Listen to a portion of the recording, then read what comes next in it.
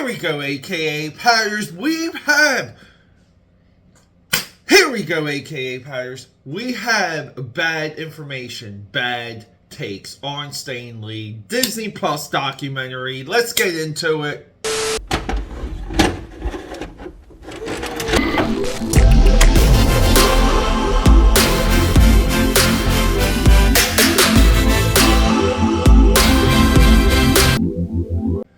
Alright, aka Patters, we are back. Let me take a little sip of this. Welcome to the channel. Still trying to get into a rhythm after that European vacation. But say it with me. Peter A. DeLuca here, aka Pad69, and known through Philadelphia, PA, and now Europe, including the multiverse, as the eclectic one. Here we go. Alright, I think my eclecticness really serves this video because I'm hopping. I'm going from Paris to Rome to Florence to Milan. I am all over those countries, having the time of my life. True story. I actually partied so hard one day, I blacked out twice. Okay? True story. But anyway, so we're doing all of these things. We're seeing the world. We're getting engaged. We're having a blast. And through all of my social media, I see some of the Stan Lee stuff coming through. I see comments from the Jack Kirby estate that I read, and from my point of view, gibberish. Makes no real point, serves no real evidence. And a little bit, let's just touch on what the big position is. See, people say, as soon as Stan Lee says, I created this, or later, be very clear on co-creating. But if he says, I created this, everyone just goes crazy. They go nuts over the Jack Kirby stuff. They go crazy over the Steve Ditko stuff. It doesn't take away the talent of Ditko and Kirby. But here's the actual truth. And let's just take a sports analogy, okay? AKA Patters. When we see a championship team, or we see a team built for a championship, like, we can say modern day Bucks. They got themselves a Super Bowl nugget.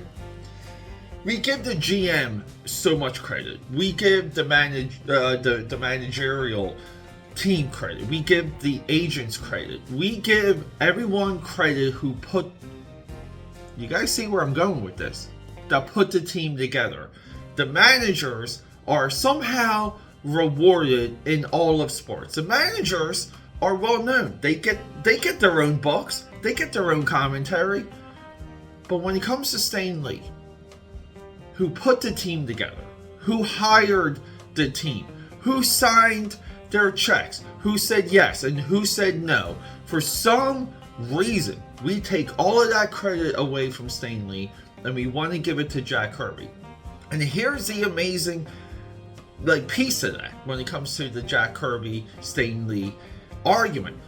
You're talking to a person at one time. I was on the side of Jack Kirby. I remember the 90s Spider-Man cartoon. It might have been the final episode, or maybe within that Secret Wars 5-episode arc, which is amazing, by the way. Stan Lee and the 90s animated Spider-Man, they actually meet.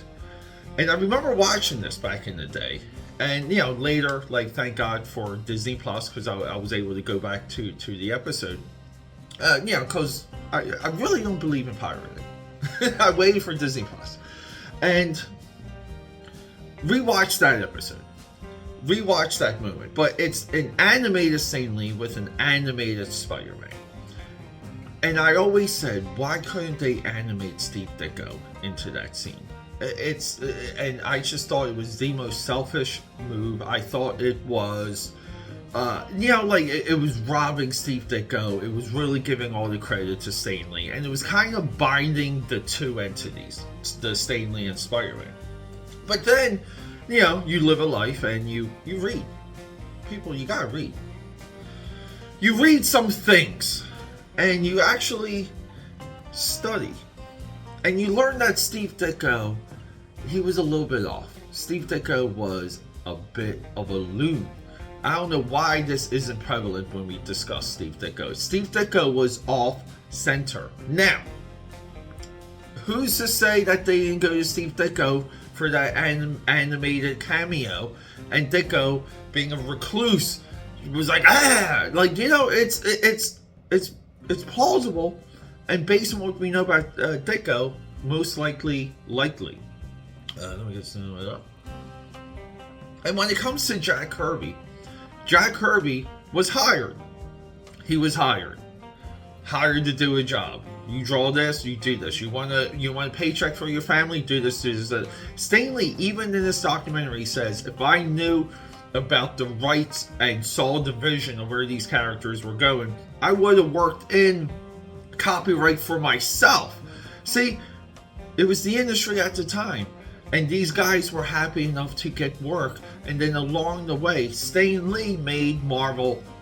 Stan Lee pumped the Marvel stock, and now all of a sudden these guys, they want to come in, call themselves co-creators, ride the coattails, and get the glory. We kind of forget this other very interesting fact about Jack Kirby, and you don't hear this at all anymore. You really don't. And you used to hear it a lot. Jack Kirby, amongst other comic book creators, was highly unliked. People did not like Jack Kirby.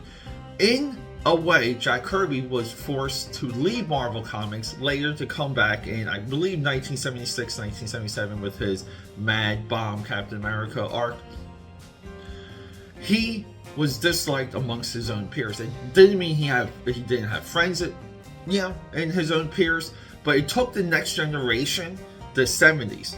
The 70s Marvel took some of that Jack Kirby flair, some of those Jack Kirby poses, and made them you could consume them. They weren't so weird looking or blocky or just crazy. We kind of want to say that if Jack Kirby's style was so great and so prevalent back in the day, how come everyone didn't adopt it? They did not. The generation that came after the original Marvel creators refined the Jack Kirby effect, later building the stage for his return. And we kind of also have to say this: if Jack Kirby is such an endless, non-stop hit maker creator, why didn't the New Gods go to the moon when it first dropped, or the Forever People, or Miracle Man? Those books roughly had a 1-year run for one particular reason: they didn't sell. They didn't find their audience. And there's all of these theories, all these excuses to why Jack Kirby's work didn't go to the moon. The reality is, it never really found an audience. Phantom Force for Image, all the Topps creations, his creations didn't find an audience until Dynamite and Alex Ross resurrected some of those characters, had some decent direction, had some really cool arcs, and went all in on the Jack Kirby ideas. It took all that time. Generations have longed for Jack Kirby to be like toe-to-toe with Stan Lee, and it's just not there. Stan Lee has done so much more than Ditko, Kirby, and anyone else that you think deserves that credit. And according to this, like in this documentary, as eloquently stated, Stan Lee says his driving force for creator credit was the guy that came up with the idea. And I kind of would assume that's because Stan Lee's familiar with the environment that they're creating these books in. And everybody wants to say margins and look what Kirby wrote here. Let's just say some of those Kirby margin dialogue pages are legit. Let's just say it's a one-to-one transfer. The evidence for those is so slim compared to what's not. And it's the same argument with the Bill Finger, Bob Kane argument. Everybody wants to say Bill Finger co-created Batman, but the actual evidence, what is the actual evidence? And I beg you, people, use your constructive brain. Let's go in there. What is the real evidence other than us screaming at the moon and wanting something to be true that is clearly untrue? He contributed. Everyone contributed. But the environment was the idea. Who came up with the idea, who wrote the plot, who engineered it, so on and so forth. And these things got so popular, way more popular than anyone could have ever imagined. And then it's just chaos to some of these other creators that aren't making money, that want some of that bag, that aren't creating relevant things on their own outside of Marvel. They want a piece of it because their careers are just like, staying still, a little bit over. No one said that the comic book business or the business of creators was lifelong. It's fleeting, and that's the reality. But AKAPAD here, a little bit of a rant. I know so many of you are, look, people, I do love Jack Kirby. I love Steve Ditko. Come on, you guys know. But we have to really respect. And there's so much written. There's so many biographies. There's so much information to go through about that time. And a lot of these stories, even these Jack Kirby stories that he tells about, a lot of them not corroborated, very untrue. Rock and roll, guys. I love you. AKAPAD here. Let's go.